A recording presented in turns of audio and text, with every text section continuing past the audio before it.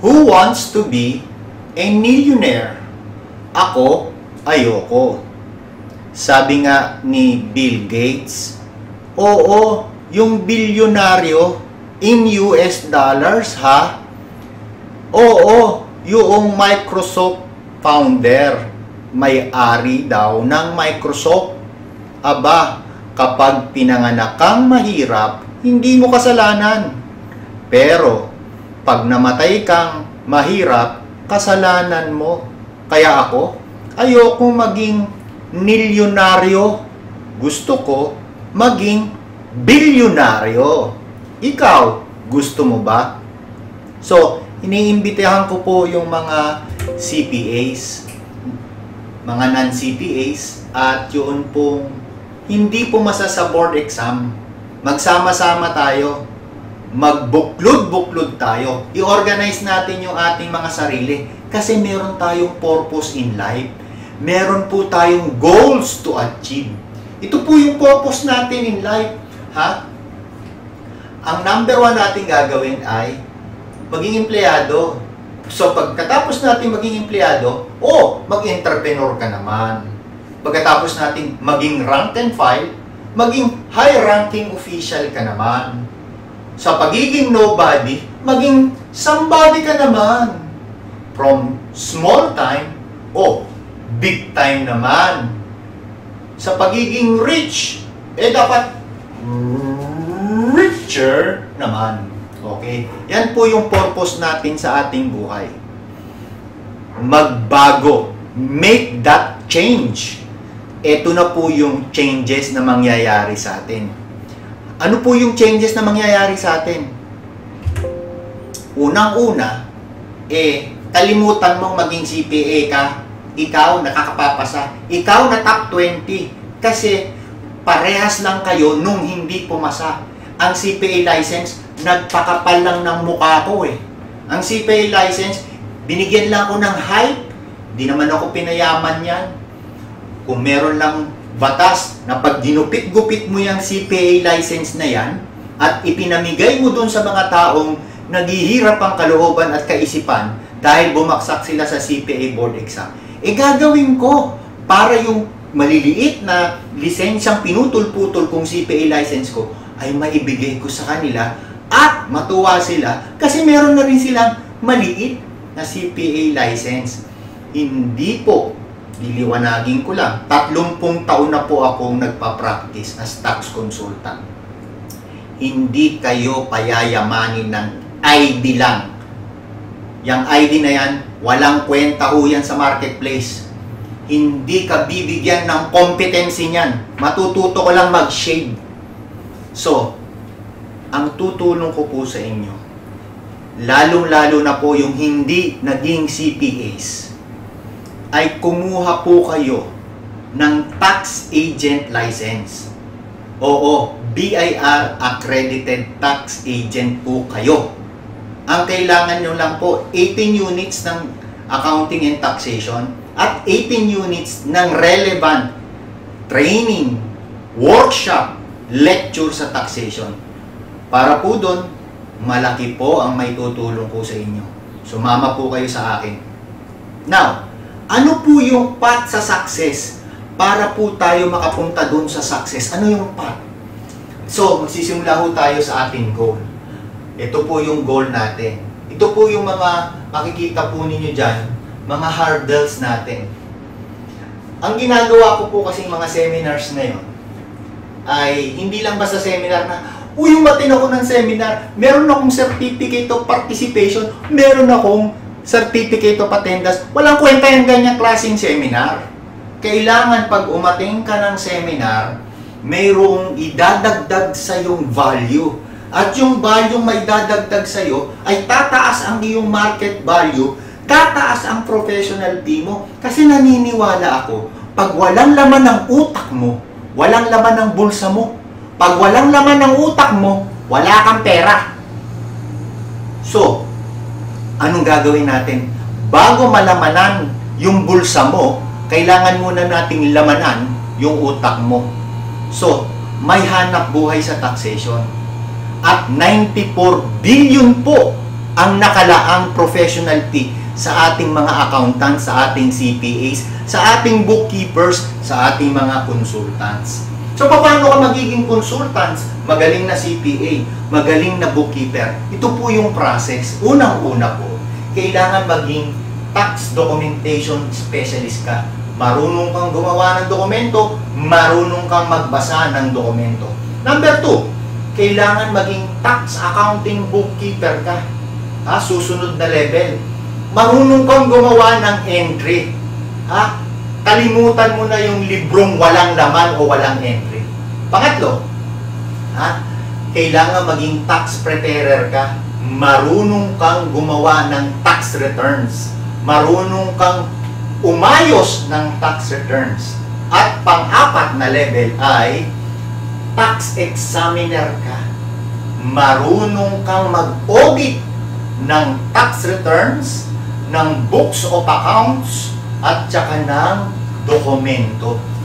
Next, after kang maging tax examiner, pwede kang maging taxation professional. Ito po yung bagong tawag sa tax consultants.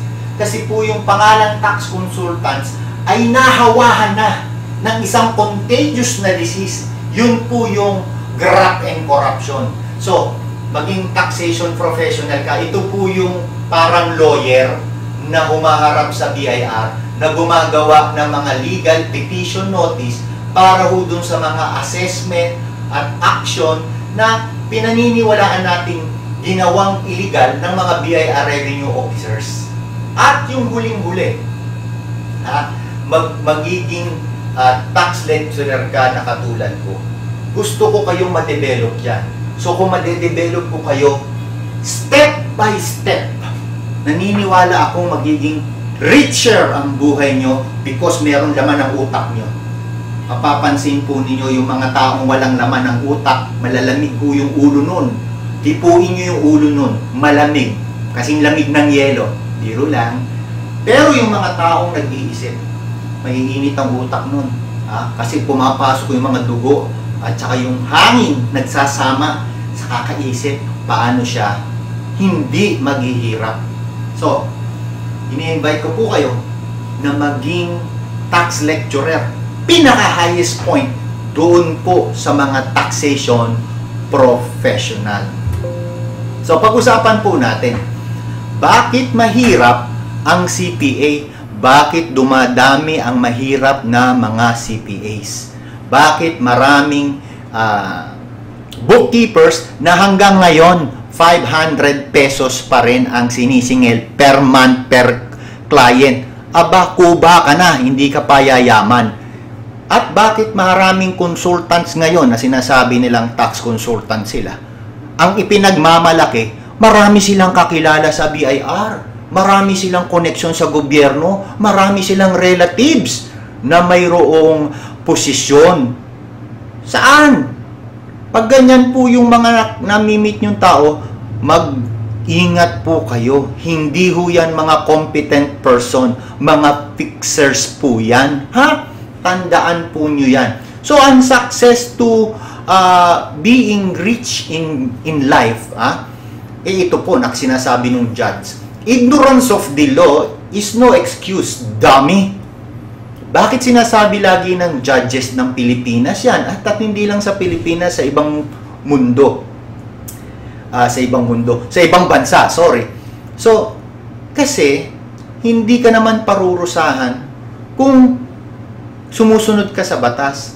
Pinarurusahan ka kasi hindi ka sumusunod sa batas at ikakatwiran mo, hindi mo alam ang batas. Ang batas create po para po bigyan ng equal opportunity yung mga Pilipino. Pag hindi mo alam yung batas, so hindi mo alam yung opportunity. Kung hindi mo alam ang opportunity, di hindi ka magkakaroon ng posibilidad na magkaroon ng entrepreneurial business. Hindi ka magiging entrepreneur kung hindi mo alam ang batas. So, ang first step ng mga accountants, bookkeepers, CPAs, at mga unsuccessful CPA examinees, consultant, alamin ang batas. Huwag mong ipagmayabang na marami kang relatives at kaibigan at kakilala sa government kasi bobo ka kapag yan ang iyong ibinebenta. Now, pag-usapan natin, batas. Ano nga ba yung batas na yan? Itinuro sa eskwela, na pag-aralan namin ang GAAP nung araw kasi GAAP, Generally Accepted Accounting Principle. Ngayon, ang tawag ay Philippine Financial Reporting Standard. At kinopya yan sa IFRS. Ayan. Mapapansin nyo po, ito po yung nasa harapan po ng Philippine Financial Reporting Standard, yung GAAP at IFRS. Kasi, kinopya yan ng mga matatalinong accountants ng Pilipinas. Okay lang naman yung mangopya. Kopyang-kopya. Hindi man lang in-incorporate yung batas ng Pilipinas. So, nasa likuran nung GAAP at IFRS, yung PFRS. Kasi nahihiya yung PFRS na kopya lang siya sa GAAP tsaka IFRS. Nahihiya. Ito pa ang maganda. Sasabihin ko sa inyo, pretender lose their identity bit by bit. So, yung pagiging Pilipino mo nawawala pag kinokopya mo yung kultura at pananamit at pagsasalita at pag-iisip ng mga banyaga. Kaya ang Pilipino naguguluhan kung ano yung kanyang identity. Alam mo yung mga Polish, yung mga taga-Poland, binomba na yung kanilang bansa, plinatin. Anong ginawa nila nung panahong plinatin? Ni-restructure nila yung kanilang bansa ayon sa kanilang kultura. Ganon din yung Japan Nung binomba yung kanilang bansa, ginawa pa rin nila yung mga temple nila kasi sila yon. Tayo, nung binomba tayo ng Amerikano at mga Japanese, ni-structure natin na Amerikano tayo. Ano ba yan? Ni-restructure natin na tayo foreigner. So, foreigner tayo sa sarili nating bansa. Huwag naman po, tayo ay Pilipino. Balik ko sa pinag-uusapan natin. Ang GAAP po at IFRS, na ngayon tinatawag sa Pilipinas na PFRS, Philippine Financial Reporting Standard, is pretending to be a Philippine law. Hindi totoo yan. Hindi totoo yan. These standards are pretending to be a Philippine law. Kaya wag ho kayong sumunod. Kapag hindi batas ng Pilipinas, wag niyong sundin. 2, pretending to be valuable to a Filipino. Walang kwenta ho yan sa Pilipinas at Pilipino. At pangatlo, pretending to be for the Filipino people. Hindi po. Ang ibig sabihin po o purpose ng Philippine Financial Reporting Standard is to protect and promote the interests of the creditors and investors. Sino ba nag-i-invest dito? Pilipino ba o foreigner? O sino ngayon ang pinoproteksyonan? Sino ba nagpapautang? Pilipino ba o foreigner? Mag-isip po tayo mga Pilipino. Lalo na kayo, mga accountants.